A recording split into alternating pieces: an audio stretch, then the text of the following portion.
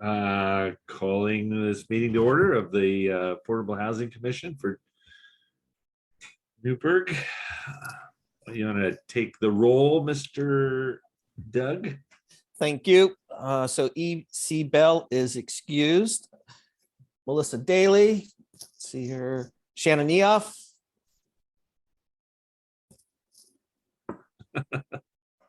She raised her hand. She's here. Larry Hampton. Here. Matthew Stidman. Yep. Joyce Del Rosario. Got a thumbs up. And Mary Heberling Crichton, our housing planner, is with us today as well.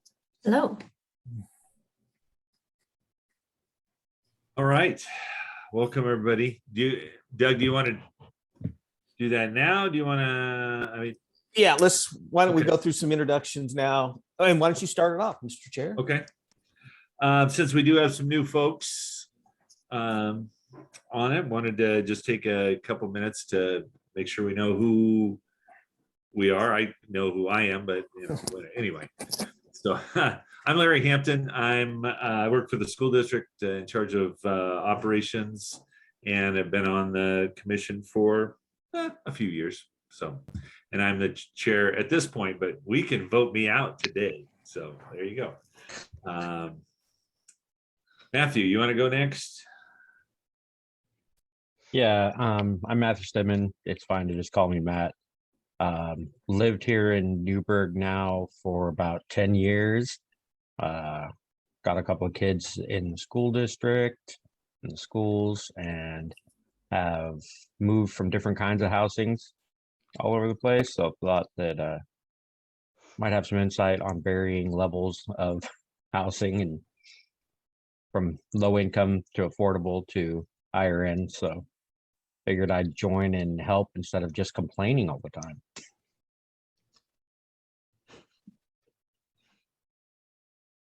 Somebody want to go next?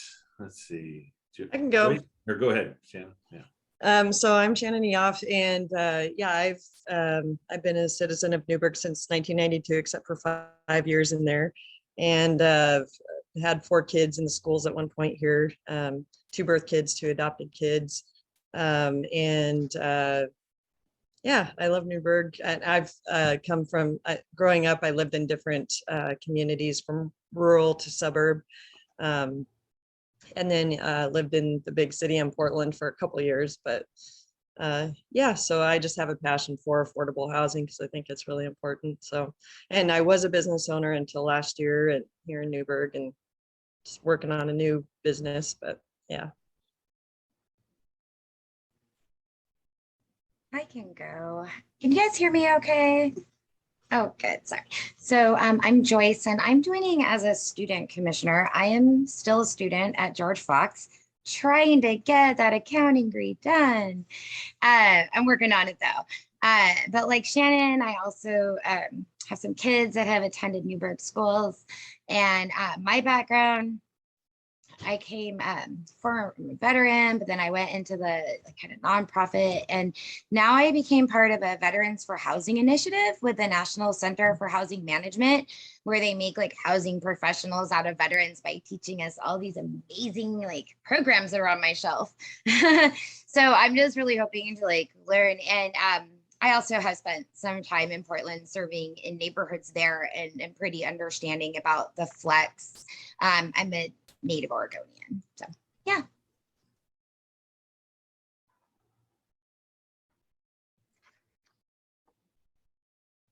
Mary, why don't you go? Sure. Hello. My name is Mary. I'm the new housing planner for the city of Newberg. I've been here for about 5 months now, so I'm still learning about Newberg a little bit, but I have lots of interest and background in housing planning work, housing policy work. So I'm happy to join Newberg and bring those experiences and knowledge to the city. I was before here working at the city of Milwaukee, just south of Portland. So Milwaukee, Oregon, not Wisconsin. And they're doing very similar work, but in Milwaukee it's similar size, obviously a little bit different being more of a suburb of Portland, but happy to be here and happy to help you all with your affordable housing policies. Bobby? I'm Bobby Morgan, work for the Community Development Department in the planning. I assist the planners and Doug, and I am just hosting your Zoom meeting today. And so Doug Rux, your Community Development Director, 6 years, 11 months, and 3 days in, coming on 7. I just looked up at the calendar and realized, I could add 3 days to it. We will be doing some transitioning. So I brought this up to Mary on Monday. So as the new housing planner, she's going to be taking over the reins and being your primary staff. Out of the city recorder's office, I'll still be the liaison. You'll still see me at all the meetings, not going away. But Mary's going to take the lead, which will be helpful so I can get some other tasks and responsibilities underway. I should also note that the city council made some changes to all of our committees and commission structure. So Joyce is now, though she indicated she was a student member, that is the slot that she is filling, but she is now a full voting member of the commission. So we actually have 6, still requires 4 to have a quorum. So Joyce, welcome aboard. You actually get to vote on the minutes today. So I'll turn it back over to you, Mr. Chair. All right. Hopefully y'all had a chance to look at the minutes from the last meeting. Again, some of you weren't there, so you just have to trust us, I guess. I don't know. If there's any questions or anything, welcome to ask, but would entertain a motion to accept the minutes as provided to us, if that seems right. I move to accept the minutes as distributed. Okay, is there a I'll second? second that. All right. All in favor, say aye or wave your hand or something. I Any opposed? All right, they pass. I should tell you, Mr. Chair, I got an email from Melissa. She's having problems logging in. Okay, She indicated that the Zoom link is newer for her version of her computer, so she's trying to find a different way. So she may still join us. okay. Did you let her know that if she doesn't show up, she's going to be the chair? No, I did not take that prerogative. Speaking of which, I believe that is our next order of business, is to elect a chair and then a vice chair for the commission for this year. Does anybody really want to do it? I can serve as a vice. Like I can step in and help run a meeting, no problem. But Well, and the good, I'm new. I can say, having, done this for a few years, well, been the chair for a year or so and vice chair a little bit before that, pretty much everything is provided for us. It's not like you have to come up with things on your own. It's we have the agenda, we have all the information, tells you when there's something that needs to be voted on or any of that kind of stuff. So it's not probably the most complicated thing is finding a time to just stop at the city hall and sign the minutes after we've approved these days. So anyway. Can I ask a quick question about that? Sure. Is the vice chair a mandatory position to fill, or is it optional for us? It's mandatory. We need to have a filled chair and vice chair. Okay, well, then I still make myself available for that. Okay. If it's mandatory. Yeah. So Larry, are you open to being chair again? Yeah, I am. I mean, I'm not 'Cause- campaigning for it. Well, the reason why I ask is because I would feel comfortable being vice chair, but I've never been a chair, so leading a meeting is not something that I'm familiar with. Although I'm gonna co-chair Tunes on Tuesday this year, so I have to learn, but for this it's a little more formal and So what I'm hearing is Larry has indicated he would continue on as chair. So what we would need is a formal motion for a nomination and a second. I'll nominate Larry Hampton as chair of the Affordable Housing Commission for the next term. Is there a second for that? I'm not. Yeah, I'll gonna- second that. And Larry, I'll how long second. do you serve on that? How long is that nomination for? I think 1 it's just a year. Yeah, a year at a I'd like to time. second that then.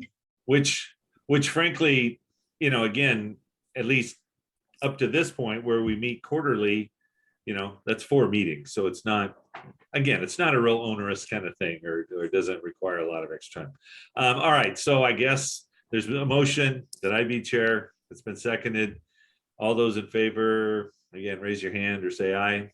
I, All right, thank you, I guess. Okay, now we may have a conflict. We may have to have arm wrestling or something because we have 2 people that have expressed interest in being vice chair. oh, sorry, I didn't mean to hijack that. No. Somebody else. That's So the okay. only reason I would probably want to do it is that I may not be able to serve again after my year as a student. So it might be my only opportunity to participate at that level. But yeah, that would be it. And then the only thing I would say is I am pretty comfortable with the meeting running part, but I'm newer to your group, so it's an offset. Well, I'll nominate Joyce Del Rosario to be vice chair of the Affordable Housing Commission then. I'll All right. second that. Thank you. All right, it's been moved and seconded. It's Joyce be our vice chair. All in favor, again, say aye or raise your hand. Aye. I, Any opposed? And Joyce, you can vote for yourself. It's okay. Oh, I abstained for myself, sorry. Well, I think we have to have 4 votes, don't we? Or do we Then not? I will agree with that. Yes. Yeah. All right. The good So- news is there's no financial conflict of interest or anything, so you can go ahead and vote for yourself. So, Mr. Chair, I'll turn it back over to you as the new chair. Thank you so much. Next is public comments, and I don't see any public here. If any, so I think let's move on to time-sensitive grant requests. All right. So we did get the grant approved by the council. We got the contract done. That was sent off to Joel Studi at Habitat. Provided him with the timelines of when he needed to do his quarterly reporting. So we've checked all the boxes on that one and we're good to go. So that will run for 1 year. The grant will expire at the end of December of 2022. Any questions on Right. that? what was the amount of the grant? 5,000.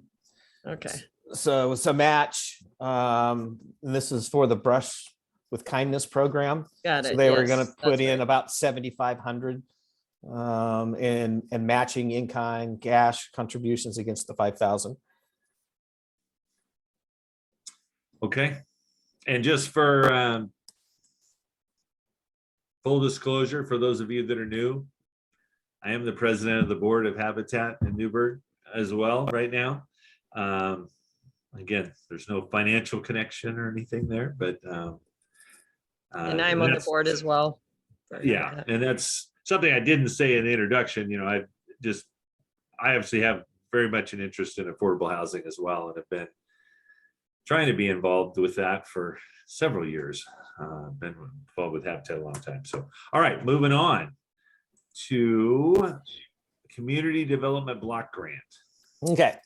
So we did get the $500,000 grant award from Business Oregon as we applied for the Community Development Block Grant, CDBG. We have completed the contract with Business Oregon. We have completed our sub grantee contract with the Yamhill County Affordable Housing Corporation.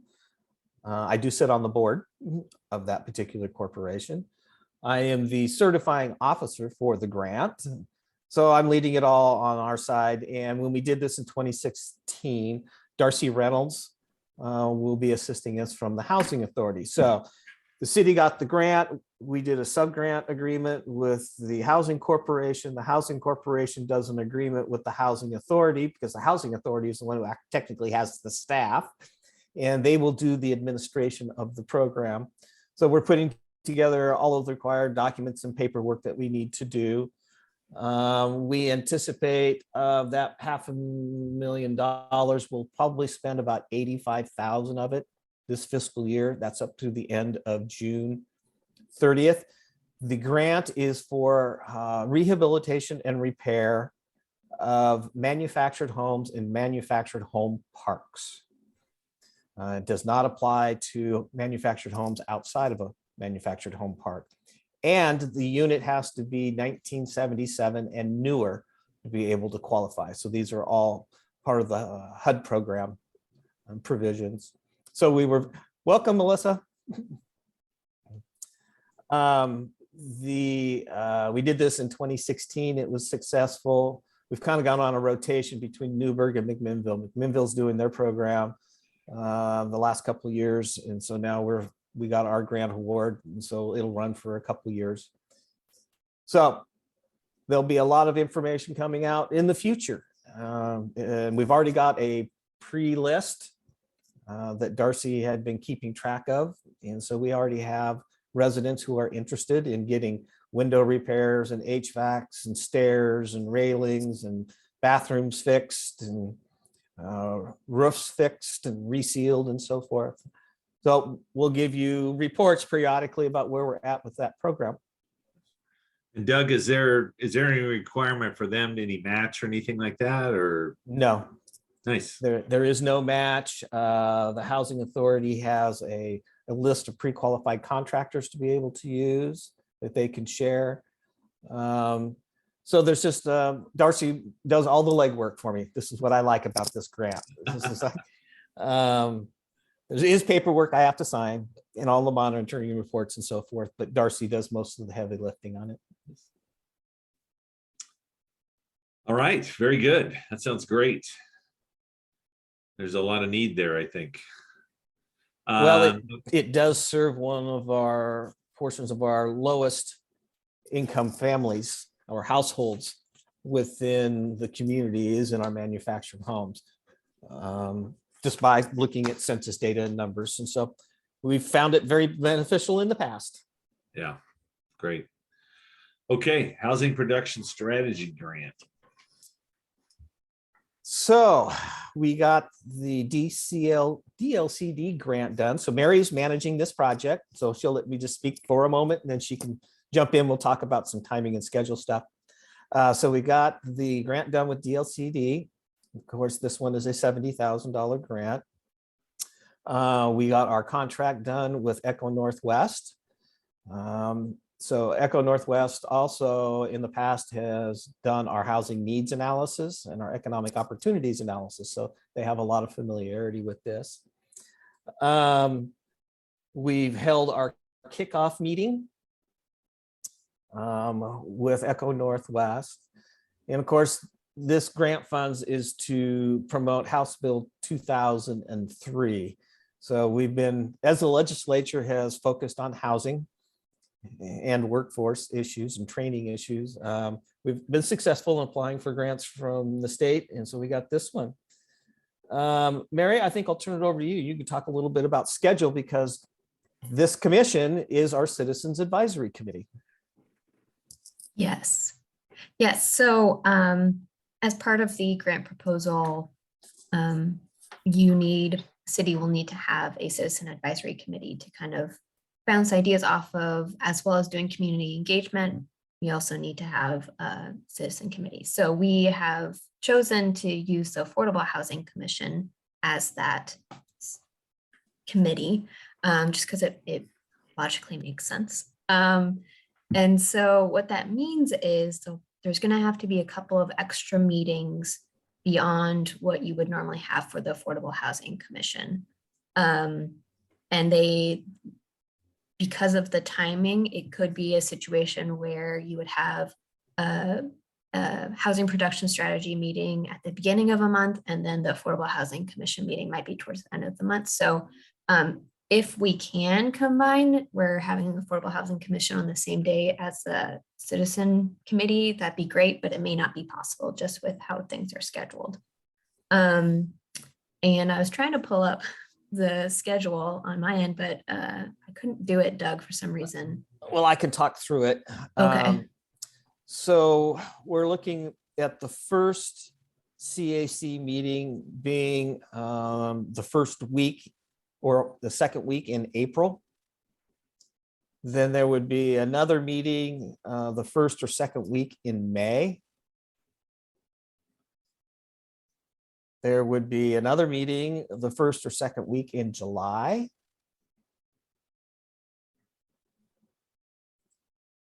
Another one the first or second week in September. And then again, the first or second week in November. And then the last meeting of that group would be in February of 2023. And as Mary said, where we can, we will try to combine those dates onto your regular meeting dates when they work. We capture it all at once. We know that when we had discussions in the fall of 2021, we talked about moving the commission's meetings to 4 o'clock start time rather than the 1:30. And so we'll work on that as well. And I know I talked with Matt, we went through the orientation and he works on Tuesdays. So that's another variable I can look at is, you know, maybe there might be a Thursday where this might work. And so trying to adjust and temper with everybody's schedules and timelines. So we're still in process of trying to work it out, but we want to give you the preliminary heads up. So just kind of the big thing is you're going to have 6 meetings as the CAC for this project. Yep. In addition, we'll be doing briefings to the Planning Commission and to the City Council. So with at least following our regular schedule for these meetings, April and July at least could possibly be doubled up where the others would be separate meetings. Correct. Okay. All right. Anything else on that?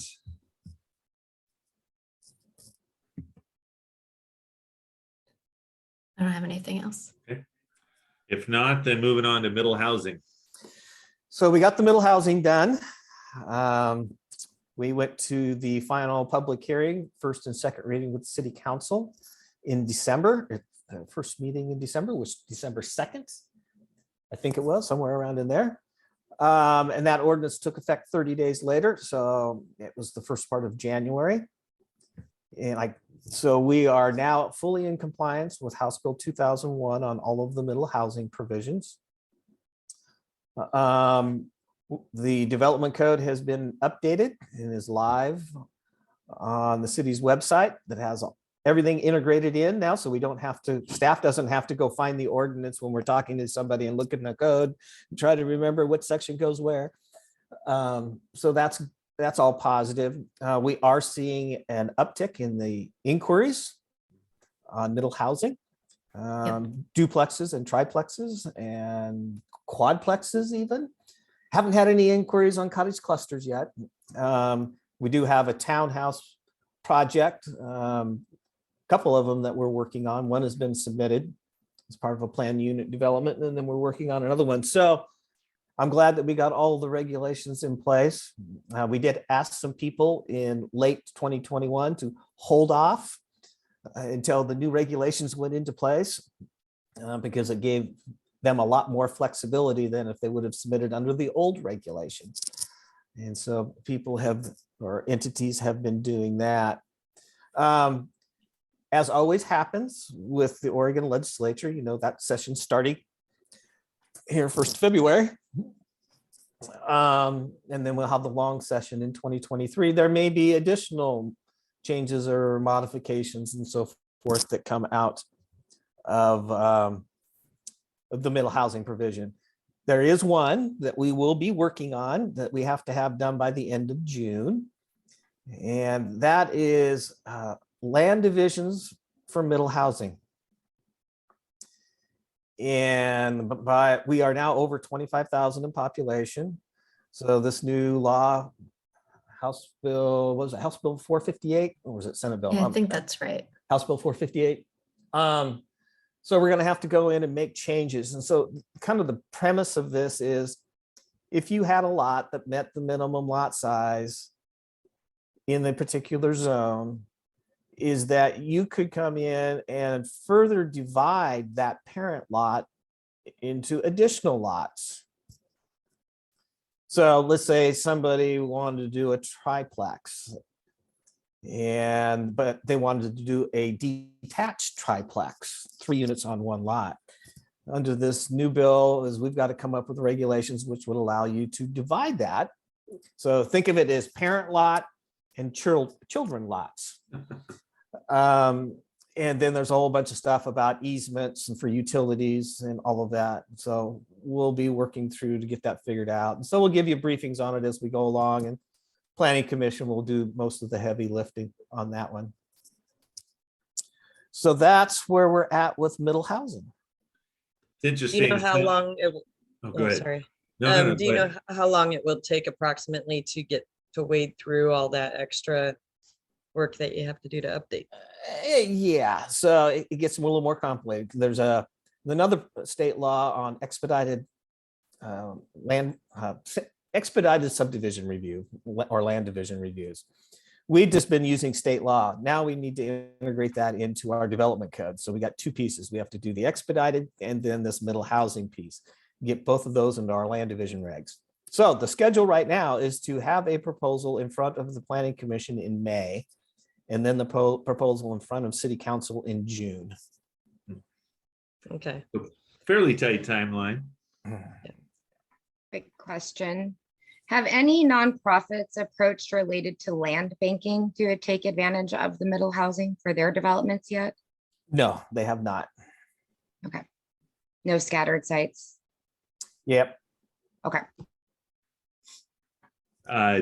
Notice that Washington, state of Washington, is considering similar kind of bill for the middle housing, sounded like right now too. So Oregon leading the way.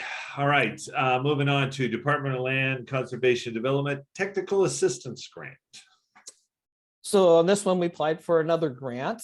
We got a $50,000 grant. We're matching it with $10,000 of city funds for a total project cost of $60,000 to do a code audit of our comp plan and our development code for clear and objective standards. Since we've done all of the middle housing stuff now, so we've got single family and the middle housing are all done. We now need to go in and address the multifamily, which is the 5 units and above. So Mary is managing this project as well. So I'll turn it over to her. Yeah, I can explain a little bit more about this because sometimes you hear clear and objective language, you're like, what does that even mean? And it basically is, it's a state law now that says housing, all needed housing, which is basically they define it as any kind of housing, needs to have language that a person can easily meet, that is clear, usually quantifiable data. So it's like a number, say window, you need it, your front facade needs to have 20% window coverage. That's easy to say, yes, I meet that. That's clear and objective standards. So we need to update our multifamily standards to make sure that they're meeting this requirement from the state. And most likely how we'll do that, and other cities do this as well, is they'll have 2 separate paths. So a developer could do a clear and objective path, or they could do a discretionary path, meaning they want to do something that's a little bit beyond what the clear and objective standards are. They may not meet it, but they have to show how they're still kind of meeting the intent of what the city wants multifamily housing to look like and be developed as. And most likely they would have to go to Planning Commission for approval of that. So the clear and objective would be a quicker path, easier option to get something designed and developed and approved. And discretionary path, if they kind of want to go a little bit different route, would take longer, but there still is an option for them to go that route as well. So this will just make it an easier process for people that want to build multifamily, and a quicker process as well. So ultimately it could it could make it less time and less money for people to build multifamily that way. And that will be about a year-long process to do that. And the Planning Commission will be acting as the Citizen Advisory Committee, but we'll also keep the Affordable Housing Commission updated on all of the updates for this project as well. It's important a distinction between the two, between the code audit and the housing production strategy. The housing production strategy does not need to be integrated into our comprehensive plan or development code. It's just, it will end up being a standalone document. Whereas the code audit, we will be updating the comp plan and the development code. So typically on both of these topics, try to make sure that we brief the Affordable Housing Commission so that you can also provide a recommendation to the city council on both documents. And so same process we've done on other work programs.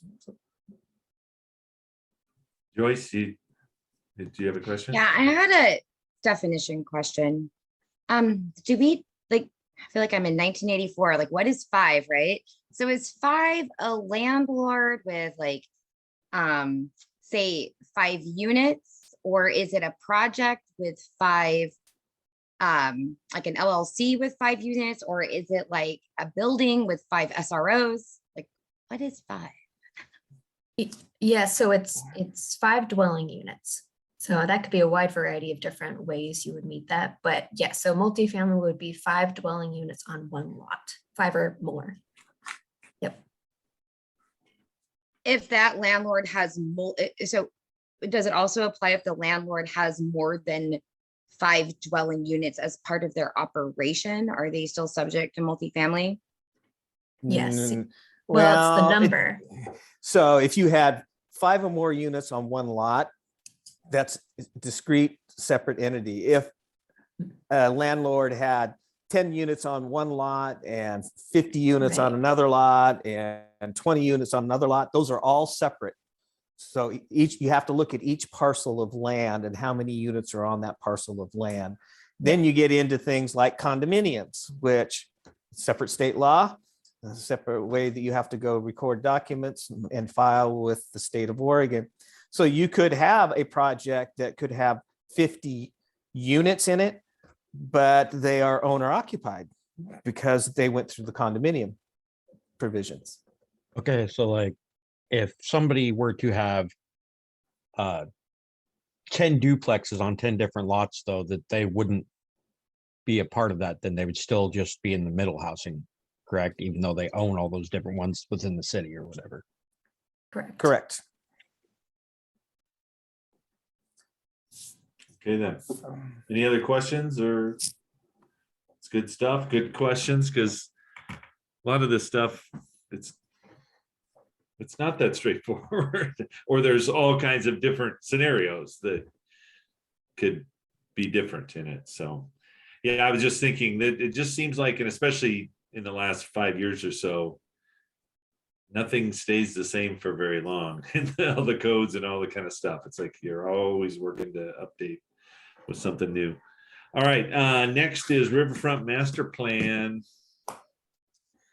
So we are close to being done with all of the riverfront activities. We did an annexation of 5 parcels south of 14th Street and then kind of north and south of Waterfront Street. So that occurred back in October. That ordinance went into effect in November. Then we did the annexation of the mill site ownership that was within the urban growth boundary. And then we annexed the bypass, those portions that were outside of the city between Chehalem Creek and Wilsonville Road. So that one went into effect on January 19th.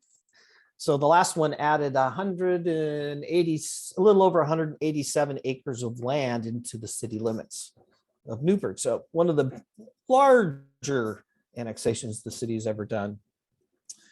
So I think we're pretty well done with the implementation pieces. There's one small minor things on my tickler list to do that will integrate into some other proposal. But I think we've set the stage now for that development to occur. wanted or redevelopment to occur down in the riverfront area. So I provided links in your memo to the websites for both of those annexations. The mill site is coming down. As you can see, they've been ripping and snorting on the paper machine building. So they're hoping to have that down on the ground by the end of February. And so they're making good progress. Then they've got to go through and do demolition of concrete slabs and so forth.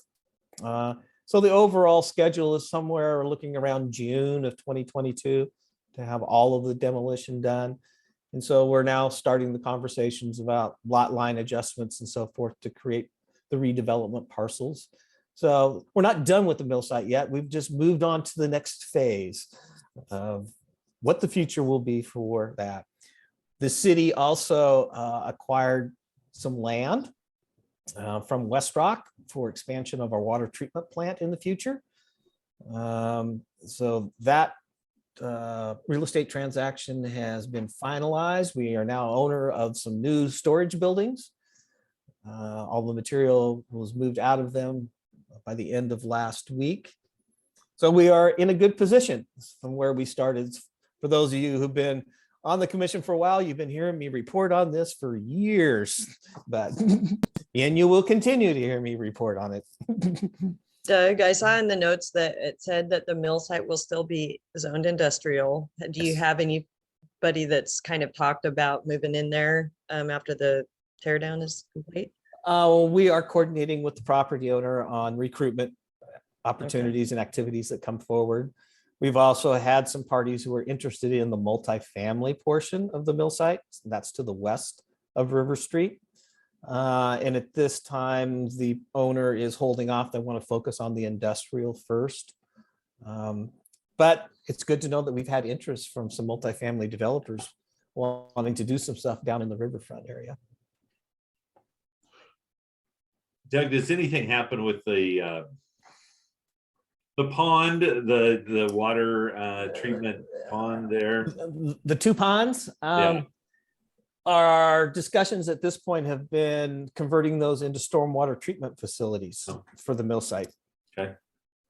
And so there's things that would have to occur with the Department of Environmental Quality for that to happen, but that's kind of the direction those conversations are going.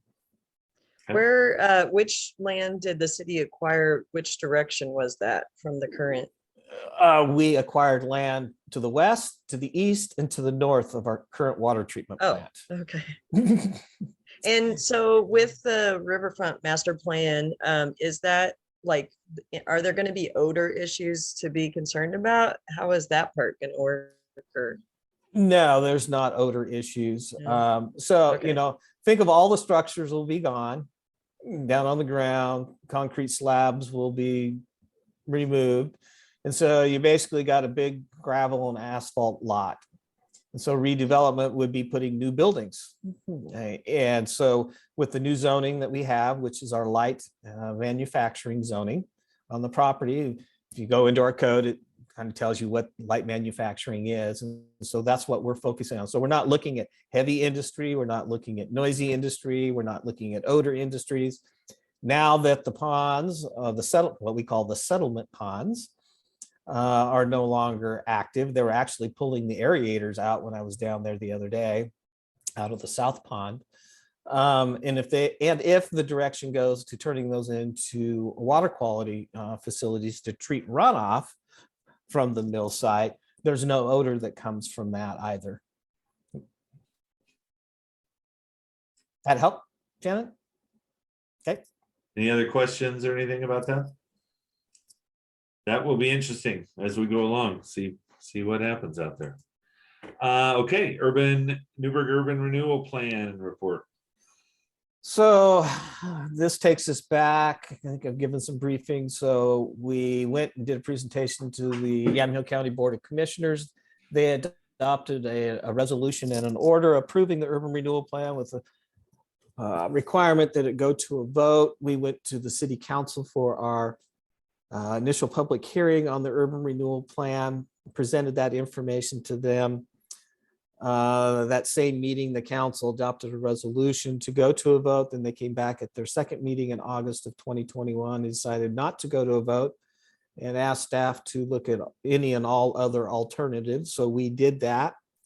We got direction then to modify our proposal. So we stepped back and we've finished up the annexations that I've talked about earlier down on the riverfront area. We've redrawn the district boundary to exclude any lands not incorporated in the city limits, but within the UGB, within the confines of the proposed urban renewal district. So that removes the requirement of getting approval from Yamhill County. It leaves it to the taxing districts to go through what's called the confer and consult process. So tonight at 5:30, the Citizens Advisory Committee for that project will be reviewing the final draft of the urban renewal plan and accompanying report with a recommendation in front of them to refer it to the Newberg Urban Renewal Agency to start the confer consult process with the taxing district, and recommending that the city council adopt the urban renewal program. So the agency meeting would be on February 7th. If they choose to refer the documents to the taxing districts, that will start on February 10th and will run through March 28th. There's a 45-day statutory requirement. Staff will be giving presentations to those taxing districts that want a presentation. It's not a requirement in state law that we have to give them one, but I always find it beneficial to do so. That way we can answer questions. And then we're looking to be back in front of the city council at their two meetings in April. The first meeting would be the public hearing. The second meeting would be consideration of adoption of an ordinance approving the urban renewal plan. So that encompasses, for those who don't know, it's 540 acres of land. It includes the riverfront area that we just talked about. It includes River Street between downtown and the riverfront area, and Blaine Street between downtown and the riverfront area, and then the downtown area, which is about 108 acres roughly. Kind of follows the boundaries of our downtown improvement plan. And I did see, or I just want to clarify that there is a citizens committee that is the ad hoc committee involved in this process. Yes, tonight will be their 17th meeting on putting together this urban renewal plan. So there's a project webpage. All the information is there. It's been updated. The packet, there's a packet that went out a week ago. So that's there. So it's there, it's transparent. I recently gave a presentation to City Club. The urban renewal program is about public infrastructure, roads, water, wastewater, and stormwater. There are a few additional items that are in the downtown, a couple of new public parking lots, and some undergrounding of some overhead utility lines along 2nd Street between River Street and Harrison to allow that redevelopment of multifamily housing along 2nd, which is envisioned in the downtown plan. So it's a very purist view about urban renewal. I'm old school. And so it's about infrastructure. And so the infrastructure will support industry, retail development, and housing development. All right. Any other questions or comments? Just a really quick question, because I don't go to those meetings. Does it include the laying of any dark fiber? No, it does Okay. not. That came up through this long process that we've been going through. And no, we leave that up to the private telecom companies to put in their fiber. So if we were doing a road project, as an example, River Street is identified to be improved from 1st Street all the way to 14th Street. When we're doing that, there will be coordination with the telecom companies about, hey, we've got this project, is there a time now that you want to put in your conduit and your vaults and so forth? All right. And finally, construction excise tax.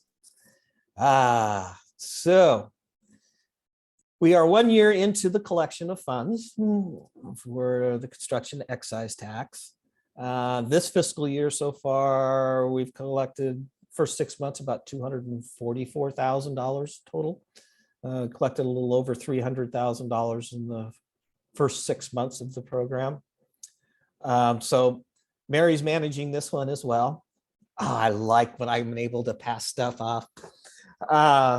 So as we mentioned at the October meeting, Mary's reaching out to other communities to get their paperwork and so forth as we start to stand this program up.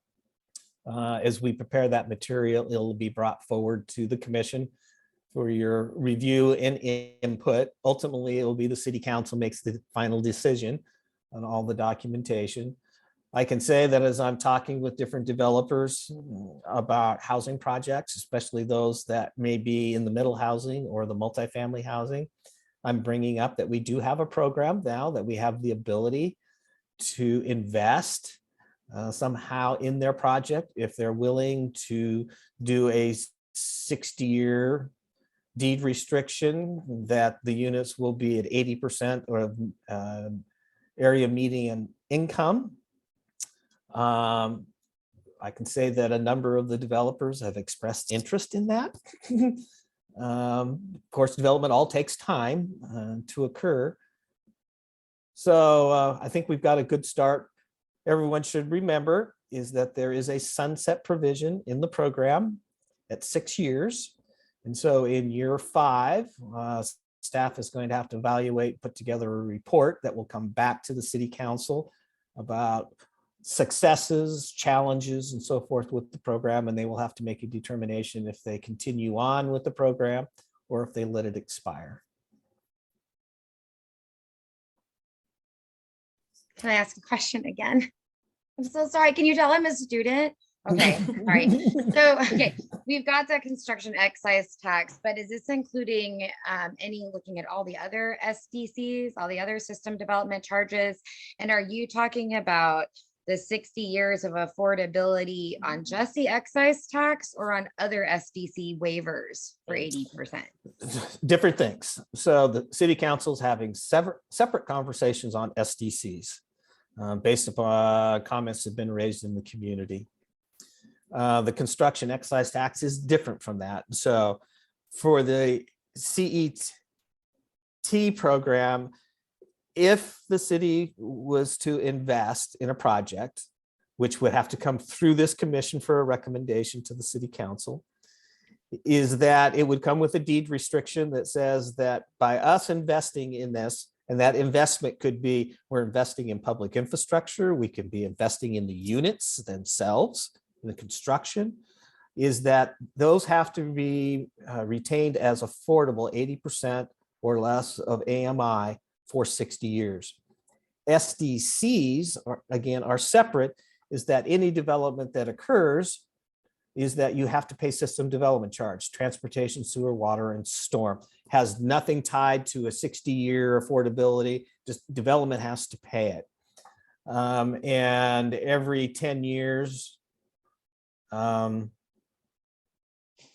we have to update our SDCs. And so that's part of the conversation now with the council is what do they want to do with the system development charges. Now, if you are a developer and you partner with the city and you access some of our CET funds, that means you do not have to pay construction excise tax on that new unit or units that you're building. If you are a developer and you're building at 80% to 120% of the AMI, and you do a 60-year deed restriction, is that you get a 50% discount on the charge for your construction excise tax that you have to pay. For figuring out the 80% of the median income as being affordable and all that, does that mean literally like the 80%, or is it affordable for someone that makes 80%? So it comes from HUD. I haven't showed Mary yet where to go look at it because it's the new year. So HUD comes up with the numbers. And so we're part of the Portland MSA. So our numbers get skewed a little bit because we are rural, but we're part of a metropolitan statistical area. So our numbers, because we're drawn into the Portland area, are a little bit higher than if you look at some other studies that have been done that I've researched in the past that the commission has asked about. We could be anywhere from 15 to 25% lower in our income here in Newberg, but we don't get to do it that way. And so HUD comes out with this table, and it will tell you it's going to be probably close to $95,000 for a family of 4. But they break it down by families of 1, 2, 3, 4, 5, 6, 7, 8, 9, 10, and above. And so each one of those categories has a different AMI amount. But we typically, when we talk about it, we talk about a family of 4. And so that's going to be, again, I haven't even looked at the numbers yet this year, should be somewhere around $95,000 to $97,000. So it'd be 80% of that number. Yeah, I'm saying the actual cost of the housing is 80% of that number, or it's affordable for that number? It's based on income. Mhm. Income Yeah, based. okay, so like the $95,000, it's gonna come out $75,000. So then a third of that a yearly would be Then you'd what the start, cost would have to be under? then you'd start with you not paying no more than 30% of your income towards your housing 30%, costs, yeah, which thank would you. be That's what I was, rent, okay. mortgage, and utilities. Okay, yes, that's Right, what I was right. going for. So actually, I didn't understand that. So I thought even if we provide the excise tax and they say they're going to go for people at 80% AMI, we're not actually saying that those developers are going to provide any subsidy layer that gives them a 30% rent obligation. We're just saying these are being built at what should be set for affordability at 80% AMI. We're not 80% or doing less. anything to do with obligation, correct? Correct. And I would just like to mention that that makes it easier for the developers to do their projects out here, because since our incomes are technically lower out here, but they have that higher income threshold, it makes it easier for them to get their projects rented affordable for that many years. So.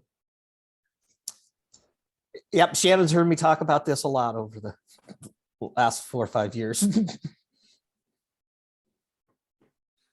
Although it would be nice to actually get developers, a developer even going on this, and actually get a project going. That would, after all these steps to get here, that's our next big hurdle.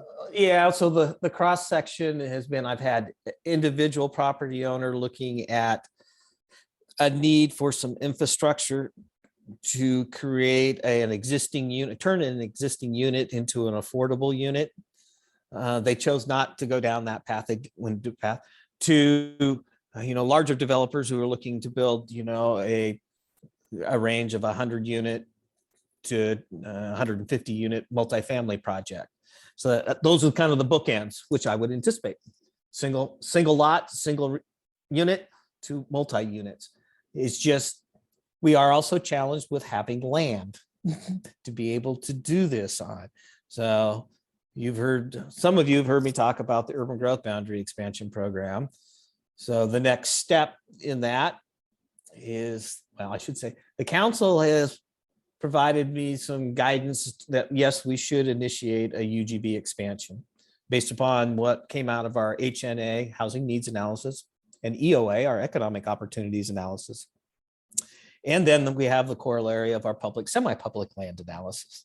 So they said yes, but the first step that we have to go through is we have to pull out relevant elements of those documents and incorporate those into our comprehensive plan. So originally, my plan was to come back from vacation in September and do that body of work and have hearings in January. Well, it's January and I have not even touched those 3 projects because we've had lots of other things that are going on. So that schedule keeps getting pushed out. So probably now I'm looking at summertime before I'll be able to get to that and get that body of work in front of the Planning Commission and the City Council. One more question and I will Okay, we're talking about the 80% AMIs. Are we going to do any targeting of the under 30% AMIs with our programs? That will be something that the commission can talk about as we're putting together the implementation and documentation and all the paperwork.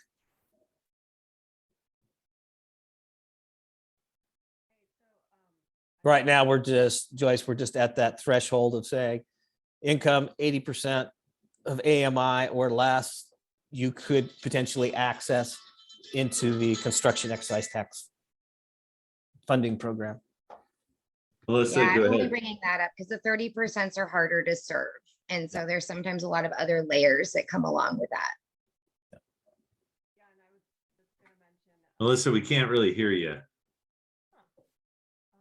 I mean, you're not muted, but it's just really quiet.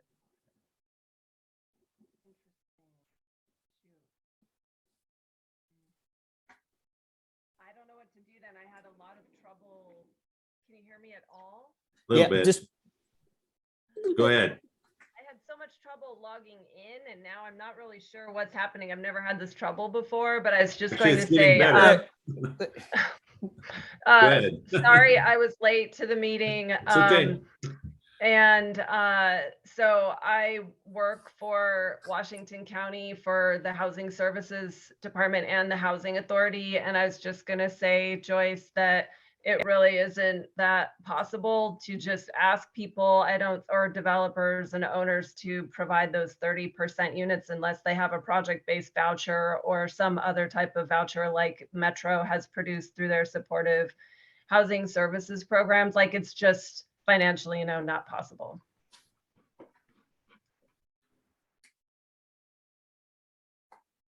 Well, and even Habitat is working on like a 40 to 60% or something range. So yeah, all good questions and conversations and everything. That's, I never want anybody to feel like, we just got to zoom through and listen to, I mean, it's so great to listen to Doug, but it's great to also ask those questions and clarify. And again, we're moving towards, for those that are newer, we spent, I don't know, 3 or 4 or 5 years working on construction excise tax, getting it, moving it to a place where it's now approved, and now money is actually accruing. And again, next steps are, what are we going to do with it, and how are we going to help? And that was just one of the recommendations of the housing, I can't remember what it was called. Housing Newberg. Yeah. And lots of other things have been done in that area as well. And so, but and again, I continue to be, even though it feels like it takes so long to make progress and it's so small, it seems like at times, Newberg is so far ahead of most towns in, I mean, just all of the rules and the zoning and everything else to allow for, housing being built on smaller lots and all kinds of things like that. So, I'm always kind of amazed, but also pleased to know that we're actually maybe not clear on the leading edge, but we're out there a lot further than a lot of cities and towns are. So, appreciate all the good work there. I think we're to that point of end, and next meeting, regular meeting is scheduled for April 26th. Again, it sounds like we may need to have either another meeting before that or other thing, or if we can make a meeting sooner than that can do both or something like that. Does that sound right, Mary? Yes. And I'll be in touch with you all about upcoming schedules and things for all of that, the housing production strategy. Okay. In addition to that particular project, again, we've talked about that with construction excise tax, as we start implementing things, again, we may need to meet more often as well than just quarterly when those start moving forward. So, yeah, just be aware of that as you're thinking of your commitment here. I'm moving ahead. All right. Well, thanks everybody for being here. Melissa, I'm glad you were able to join us, and you came late enough that nobody made you be chair for this year. So you know, I threw that out there as a possibility that anybody that, you know, is late or something might need to be the chair, but We should have done it while she wasn't there. but otherwise, I would, unless there's anything else anybody has, I would say we are adjourned. Thank you all. All right. Thank you. Thank you. All right, Thanks. bye-bye. Bye.